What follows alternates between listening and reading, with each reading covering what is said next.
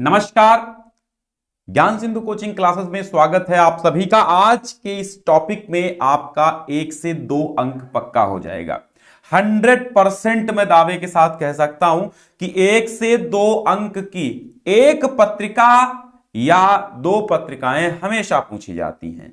कम से कम एक और अधिकतम 2 पत्रिकाएं। तो यहां पर जितनी भी आपकी पत्रिकाएं हैं मैं आज क्लियर करने वाला हूं। हिंदी साहित्य की जितनी भी प्रमुख पत्रिकाएं हैं मैं वो क्लियर कर दूंगा।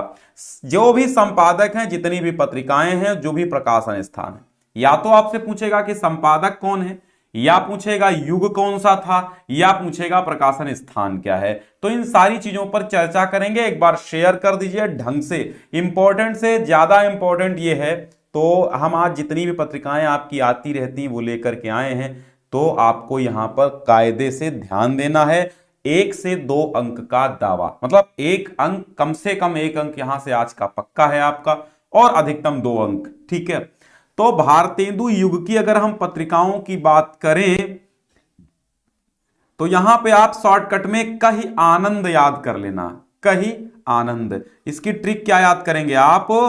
कही आनंद। क्या? कही आनंद। कही आनंद का मतलब है का से कविवचन सुधा, ही से हिंदी प्रदीप, आनंद से आनंद कादम्बिनी। ठीक है। तो कही आनंद याद कर लेना। इससे आपको पता चल जाएगा कि भारतेंदु की कौन कौन सी पत्रिकाएं हैं। काशी कविवचन सुधा भारतेंदु हरिश्चंद्र द्वारा संपादित है। अगर आपसे पूछे कविवचन सुधा के संपादक कौन है तो भारतेंदु हरिश्चंद्र। कविवचन सुधा किस युग की है तो भारतेंदु युग की है। कविवचन सुधा का प्रकाशन स्थल क्या है? काशी है।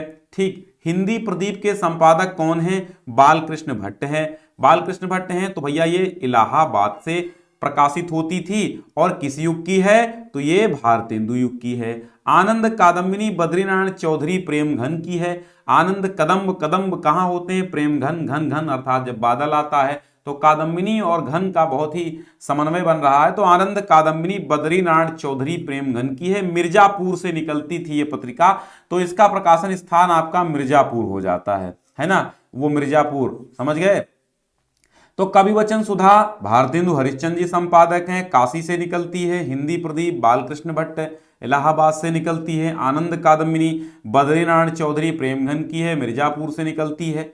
अब द्विवेदी युग की पत्रिकाओं की अगर हम बात करें तो प्रमुख पत्रिकाओं में 3 ये प्रमुख पत्रिकाएं बहुत ज्यादा आती हैं।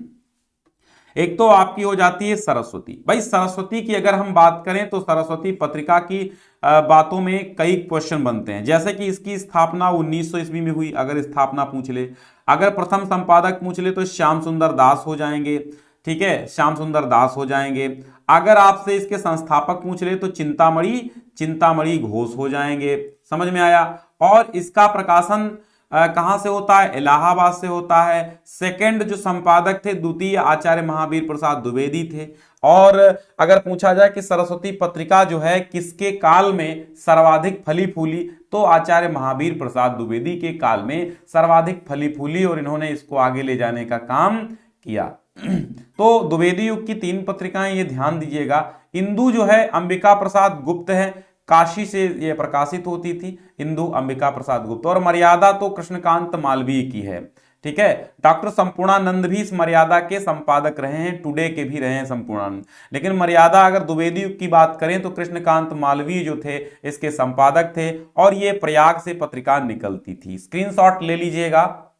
बढ़ते हैं आगे। और छायावादी युग की हम बात अगर करते हैं, छायावादी युग की, ठीक है, छायावादी युग की बात करते हैं, एक बार शेयर सब्सक्राइब कर दीजिएगा। शुक्ल युग की बात करते हैं, यानी जिसको हम छायावादी युग कहते हैं। ठीक, मतलब ऐसे बहुत सारी पत्रिकाएं, लेकिन मैंने यहां पर आपको बस 10-12 पत्रिकाओं की चर्चा की है। यहां से एक क्वेश्चन बिल्कुल पक्का आपका। ठीक है। शुक्ल युग की अगर हम बात करें तो हंस है। और इसी शुक्ल युग, जो गद्य में शुक्ल युग था, वही छायावाद में छायावादी युग था काव्य में। ठीक है। तो शुक्ल युग में एक तो हंस पत्रिका थी, और हंस पत्रिका छायावादी युग में प्रेमचंद थे। ठीक है। और हंस पत्रिका अगर बात करते हैं छायावादोत्तर युग में, उस दिन मैं क्वेश्चन पढ़ाते समय कह रहा था, छायावादोत्तर युग की अगर हम बात करें, ठीक है, छायावादोत्तर यानी जिसको आप शुक्लोत्तर भी कहते हैं। क्या कहते हैं? शुक्लोत्तर भी कहते हैं, जिसको छायावादोत्तर यानी कि शुक्लोत्तर भी कहते हैं। अगर शुक्लोत्तर युग की हम बात करते हैं तो शुक्लोत्तर युग में कौन इसके संपादक थे? शुक्लोत्तर युग में कौन संपादक थे? तो शुक्लोत्तर युग में आपके थे राजेंद्र यादव। कौन थे? राजेंद्र यादव।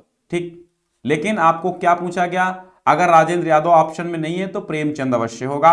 प्रेमचंद या राजेंद्र यादव में दो में से कोई एक होगा, वो सही होगा। तो हंस के प्रेमचंद हैं छायावादी युग में। बनारस से हंस प्रकाशित होती थी। साहित्य संदेश बाबू गुलाब राय की पत्रिका है, आगरा से निकलती थी। और सबसे बढ़िया और इंपॉर्टेंट कर्मवीर पत्रिका माखनलाल चतुर्वेदी की है, जबलपुर से निकलती थी। ठीक है, माखनलाल चतुर्वेदी की जबलपुर से कर्मवीर पत्रिका निकलती थी, जो कि छायावादी युग की पत्रिका थी, यानी शुक्ल युग की थी।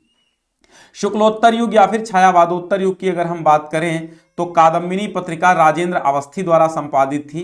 राजेंद्र अवस्थी कादम्बिनी के संपादक थे। मैंने कादम्बिनी पढ़ी है, अभी भी कादम्बिनी चल रही थी, नई कविता में कादम्बिनी चल रही थी। ठीक है, मतलब ये जो अभी हाल ही की बात है, मैं पिछले 10 वर्ष पहले हमने पढ़ी थी कादम्बिनी पत्रिका। तो कादम्बिनी अभी भी चल रही है पत्रिका। ठीक है, तो कोई दिक्कत नहीं है, कादम्बिनी जो है अभी भी चल रही है, मैंने पढ़ा है इसको, इसलिए ये बढ़िया सी पत्रिका है, बहुत अच्छी इसमें लेख इसमें छपे होते थे। तो कैसा अनुभव होगा अगर आपको ये सारी पत्रिकाएं पढ़ने को मिले, तो कैसे पढ़ेंगे आप, और क्या इसमें आपको रसानुभूति होगी? बिल्कुल होगी भाई। पत्रिकाएं बहुत ही अच्छी होती हैं, उसमें धर्मार्थ काम मोक्ष सब कुछ समाया हुआ होता है। कादम्बिनी राजेंद्र अवस्थी दिल्ली से प्रकाशित होती थी। धर्मयुग में धर्म लगा है तो धर्मवीर भारती और गणेश मंत्री, इसके दो लोग संपादक हैं। मुंबई यानी बंबई से निकलती थी। और सारिका, जो कि बहुत बार पूछी गई है, सारिका कमलेश्वर की है, सारिका अवध नारायण मुदगल की है, और मुझे जहां तक ज्ञात है कि सारिका मोहन राकेश जी भी इसके संपादक रहे हैं। तो कमलेश्वर अवध नारायण मुदगल दिल्ली से निकलती थी, तो ये ध्यान रखना। ठीक है, सब्सक्राइब आपको करना ही करना है, क्योंकि मैं जानता हूं कि आपने कर ही लिया होगा। बात यह है कि यहां पर आपको संपूर्ण सिलेबस पूरा मिल जाएगा, 100%, नो डाउट। 30% ऑफ जो भी आपका है 2022 में, वो सब मिल जाएगा। प्लेलिस्ट बनी हुई है, हिंदी की, अंग्रेजी की, संस्कृत की, जो भी आपके सब्जेक्ट हैं, तो आप जरूर देखिए। हाँ, और ये हाई स्कूल के विद्यार्थियों को भी आप शेयर कर दीजिए, और आप इंटर के तो शेयर करेंगे ही। ठीक है, चलो भाई, बहुत बहुत धन्यवाद। मिलते हैं कल एक नए टॉपिक के साथ, तब तक के लिए नमस्कार।